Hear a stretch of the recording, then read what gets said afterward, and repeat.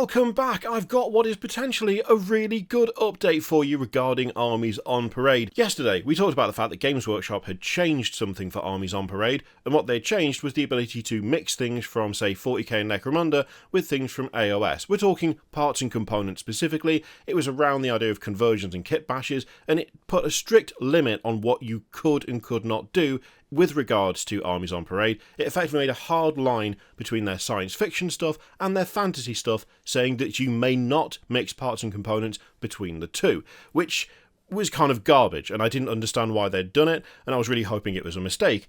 Whether it was a mistake or not, whether the overall backlash and reaction to that choice has caused them to shift stances, I don't know, but if we take a look at the FAQ for Armies on Parade right now, you will notice that there is a distinct lack of that particular little sentence that caused so much annoyance yesterday. See, this paragraph is mostly unchanged, except for the fact that it's missing that chunk at the end, which is, frankly, brilliant. So we still have the thing where they state, however, you can't mix actual settings, we can't have a Norn emissary on parade alongside Lord Croak, and etc. The Imperishable can't march to the battle with Arlen Johnson. That is stuff that we had before, but after this section, there was something that specifically called out the use of parts and components being used between 40k, AOS. You couldn't mix the science fiction and fantasy side of things, and that sentence is gone. Now, this is the live page. We can do a cheeky little refresh. We can refresh it again if we really want to, and it stays how it is. So for now, at least, it looks like that has been walked back. It looks like they tried to make the change, and then they reversed it when they were told that this does not seem like a sensible or fun way of doing things,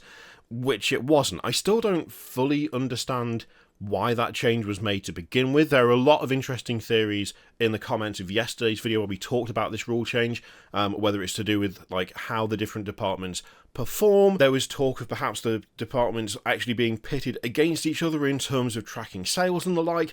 All of that could well be possible. Frankly, I have no idea. I'm not party to the internal politics of Games Workshop.